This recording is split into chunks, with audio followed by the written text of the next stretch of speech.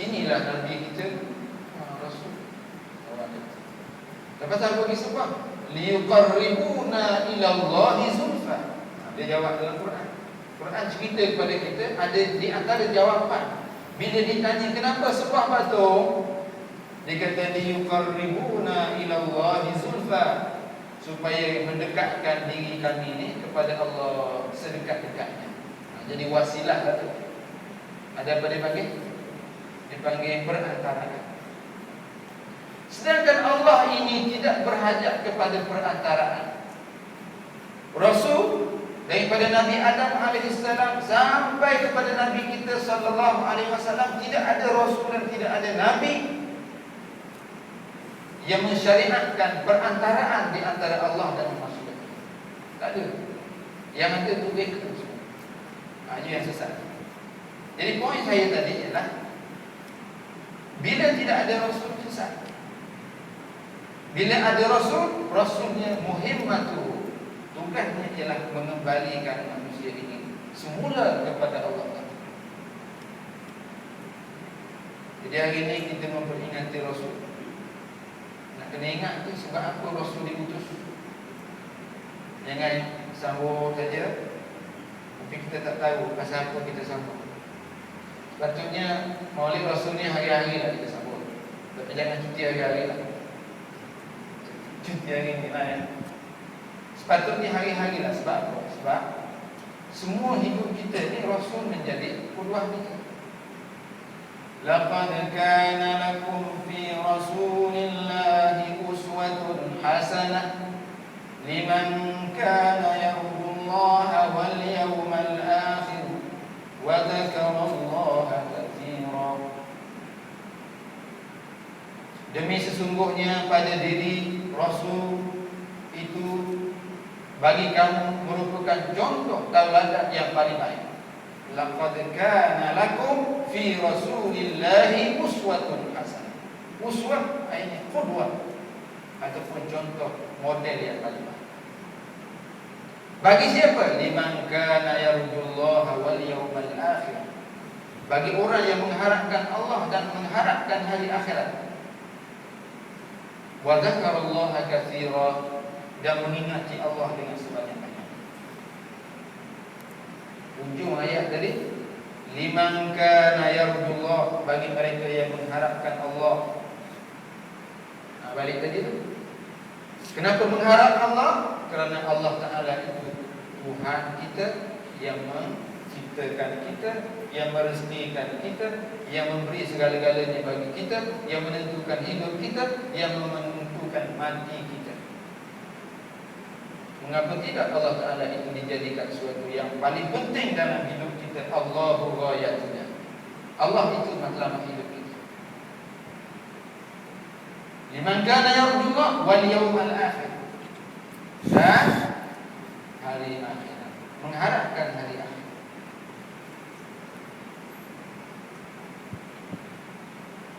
Orang-orang yang bersifat ataupun bersikap maddiyah, orang yang materialistik, orang yang dalam itu dia nampak ialah yang dikelih oleh mata, yang tak nampak dia tak beriman. Ini banyak juga banyak. Orang ni biasanya dia tidak mengharapkan hari akhir. Lah itu belakang kira. Yang kita penting, yang penting sekarang yang nampak. Yang tak nampak itu belakang kira. Apa susah-susah? Buku masing-masing punya cerita kan. Tak juga ayat dia lah. Jadi benar-benar dia cakap begitu. Dia kata tak lah, susah. Hang kubuhan, aku kubur. Jadi hang buat cara, aku buat cara, hang jangan kacau. Tak juga. Jadi kita nak tegur dia tak boleh, dia kembang. Sedangkan Nabi SAW diutuskan untuk mengingatkan manusia. Datanglah berbagai-bagai ayat-ayat Al-Quran Karim kepada kita. Allah Ta'ala mengingatkan kita melalui Nabi. Kalau tak melalui Nabi, kita tak boleh. Wahyu ni kalau tak ada Nabi, tak ada wahyu. Tak ada Rasul, nah wahyu tak ada. Sebab itu Rasul itu penting. Selepas Allah Ta'ala, Rasul. Allah Ta'ala yang pertama, Rasul yang kedua. Taat kepada Allah mutlak, taat kepada Rasul mutlak juga. Sebab Allah Ta'ala telah menjamin Rasulullah itu maksum, seorang manusia yang maksum, yang tidak berdosa. Dulu, kini, selamanya tak berdosa dia. Nabi dah dijamin oleh Allah Ta'ala, tidak berubah, ataupun dia adalah hidayah. Nabi itu sendiri. Sebab tu bila mengucap dua kalimah syahadah, tidak sah syahadah kita kecuali dengan dua ungkapan. La ilaha illallah Muhammadur Rasulullah. Tidak ada Tuhan yang berhak disembah melainkan Allah, dan Muhammad itu Rasulullah. Kalau nak panjang lagi, asyhadu an la ilaha illallah wa asyhadu anna Muhammadar Rasulullah.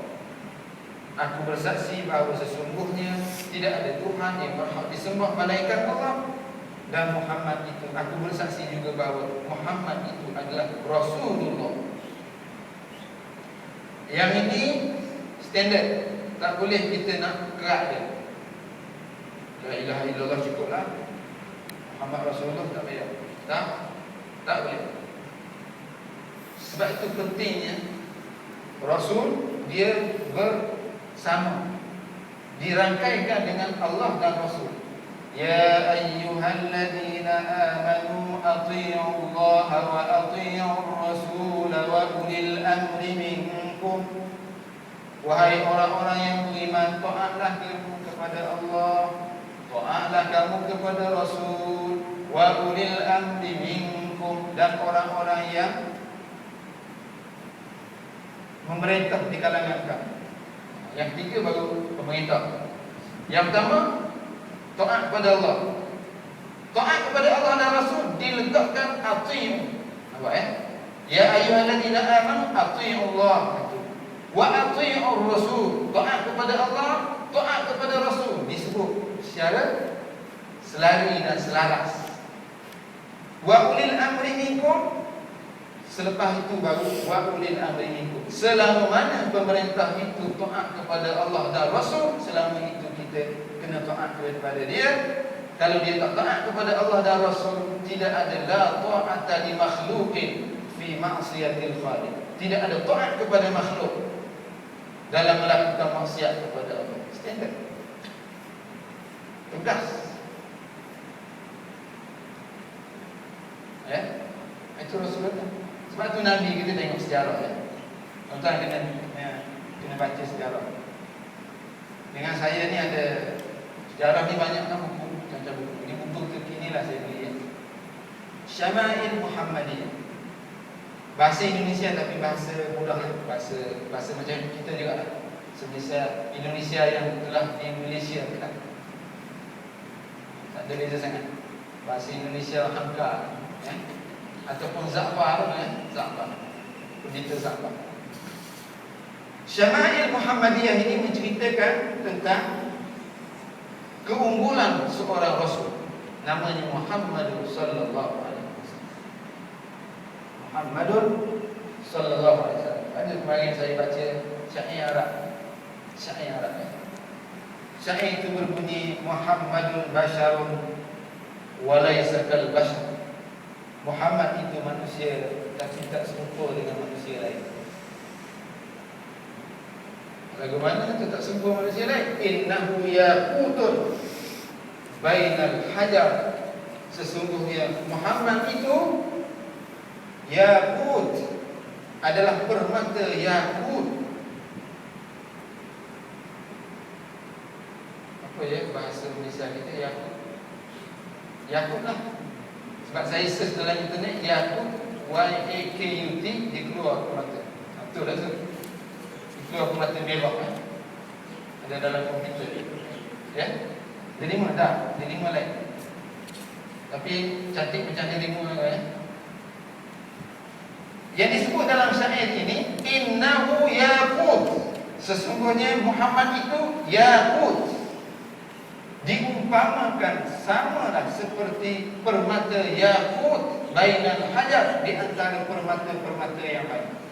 Saya tanya kawan-kawan Arab lah. Saya kata apa istimewanya yaqut ini berbanding dengan permata-permata lain, sehingga disebutkan dalam syair itu yaqut. Disamakan ataupun dibuat permisalan menyamakan Rasul dengan yaqut. Kawan saya jawab, dia kata yaqut ini adalah permata yang paling menyerlah di antara banyak-banyak batu. Jadi kita tahu batu-batu ramah lah, batu-batu kita tak maksud tu batu-batu pilihan lah ya. Macam ni batu. Ini saya Allah hadiah kat saya. Ini dipanggil batu daripada laut. Namanya marjan. Ini batu marjan. Ini ada makmum masjid saya dulu, masa saya jadi imam, dia hadiah kat saya. Saya kata berapa harga? Dia kata 3,000 saja. Tapi saya hadiah kat saya. Merah, tapi saya kadang-kadang kata dia tak pakai. Permata banyak. Yang paling menyerlah ialah permata yaqut. Saya rasa nak cari lepas ni. Saya tak ada lagi yaqut ni, nak cari, nak tengok lah, nak beli. Tak payah beli, tengok, kita tengok Yang kata yaqut dia hebat sangat ni lagu mana? Pagi tadi pun saya search lagi dalam internet. Sebelum datang sini tengok. Ada banyak ya, banyak kategori dia yaqut ni. Ada yang bersinar. Kita suluh dengan lampu tu dia memancarkan cahaya. Saya rasa betul. Sebagai permisalan yang dibuat dalam syair ini menyatakan bahawa Muhammad itu seolah-olah dia adalah yaqut, adalah permata yang menyerlap di antara permata-permata yang ada. Manusia ramai ni, Muhammad itu Rasul yang paling menyerlap. Betul kan? Di antara ramai-ramai manusia, Allah Ta'ala pilih 1,000, ada riwayat 1,124,000 Nabi. Di antara 124,000 Nabi itu ada 25 orang Rasul yang disebut di dalam Al-Quran. Di antara 25 itu ada 5 Rasul yang disebut sebagai ulul azmi minar rusul. Ulul azmi minar rusul, Nabi kita, tuan-tuan boleh ingat kalau 5 boleh ingat lah. Kalau 25 tu kadang-kadang kurang ingat. Kalau 124,000 boleh bilang kita ya. Okey. 5 siapa? Muhammadun sallallahu alaihi wasallam, Nabi Isa alaihi salam, Nabi Musa alaihi salam, Nabi Adam alaihi salam, Nabi Ibrahim alaihi salam. Di antara 5 nabi ini yang paling menyerlah, yang paling hebat, yang paling bagus, yang paling baik, yang paling dikasihi dan disayangi oleh Allah Subhanahu wa taala itu ialah Nabi kita sallallahu alaihi wasallam. Sebab itu kita bila intisab kita dinasabkan kepada Muhammad sallallahu alaihi wasallam, ini kita mulia sebenarnya. Tapi ada orang tak rasa mulia. Itu yang cucu Nabi itu kan. Tak apalah tu. Kita berintisab. Intisab ni maknanya kita dihubungkan dengan Muhammad sallallahu alaihi wasallam. Maka kita menjadi umat yang paling baik. Muhammad, Nabi dan Rasul yang paling baik. Kita umat Muhammad sallallahu alaihi wasallam, umat yang paling baik. Ada Quran sebut ummatan wasata litakunu syuhada'a 'alan nas. Umat wasat, pertengahan, yang menjadi syuhada'a 'alan nas, yang menjadi saksi bagi umat-umat lain. Ada disebutkan kuntum khaira ummatin ukhrijat linnas ta'muruna bil ma'ruf wa tanhauna 'anil munkar wa tu'minuna billah. Kamu adalah sebaik-baik umat, dikeluarkan untuk manusia. Kamu menyuruh kepada yang ma'ruf, kamu mencegah daripada perkara yang munkar, dan kamu beriman dengan Allah. Kuntum khaira ummah. Kamu adalah sebaik-baik umat, khaira ummah, sebaik-baik umat. Kita ada lagi, banyak lagi dah. Sebab itu, bila kita jadi umat Nabi Muhammad sallallahu alaihi wasallam, kita kena mengaji juga sifat-sifat yang berkaitan dengan Muhammad sallallahu alaihi wasallam. Orang belajar sejarah, dia belajar profil sejarawan. Betul kan? Saya dulu mengaji sejarah lah. Namatah Nalunah. Sejarah dia ada profil sejarawan. Kita kaji sejarah. Kita kaji orang. Kita kaji orang ni detail. Lahir di mana, anak siapa, dia mengaji di mana, keturunan apa dia bawa dalam hidup dia, bagaimana sehingga jadi satu tesis, research tesis. Ada master, ada PhD. Buat apa? Meneliti profil seseorang. Tuan-tuan tahu, profil paling lengkap yang ada di atas dunia ini, yang diiktiraf oleh dunia, termasuk orientalis barat, ialah Nabi kita sallallahu alaihi wasallam. Tak ada manusia yang detail ceritanya bermula daripada lahir lagi. Malah bermula daripada sebelum lahir pun sudah ada cerita dia. Ada ke orang sebelum lahir ada cerita dia? Tak ada. Kita kan tak disebut nama kita dulu. Mahatma Gandhi contohlah, orang hebat lah. Orang manusia agung kan? Cerita dia sebelum lahir ada tak? Ada. Cerita dia lepas lahir. Lepas lahir tu bila? Lepas lahir tu, lepas dia jadi agung, lepas dia jadi tokoh, baru ada. Lepas tu barulah orang ni cari kampung dekat mana sana. Itu mungkin betul atau mungkin tak. Nabi kita sallallahu alaihi wasallam, Allah Ta'ala dah beritahu kepada Nabi-Nabi dulu. Nabi terdahulu tu Allah Ta'ala cerita dah, nanti lepas kamu ni, kamu nanti ada Nabi akhir zaman. Yang Nabi itu detail sifat-sifatnya di dalam kitab-kitab Taurat dan Injil. Dalam kitab Taurat dan Injil diceritakan sifat-sifat Nabi itu. Daripada Muhammad sallallahu alaihi wasallam. Sebab tu orang-orang Yahudi ni dia tunggu-tunggu. Ditunggu ni dekat dah ni. Kalau ikut kitab kita, inilah masanya Nabi turun, Nabi lahir. Kat mana ni? Sifat-sifat itu dihafal. Mereka lebih mengetahui sifat Nabi yang akan diutuskan kepada umat manusia di akhir zaman lebih daripada anak mereka sendiri. Orang Yahudi tak kenal anak dia. Macam kita lah, anak kita nak kenal.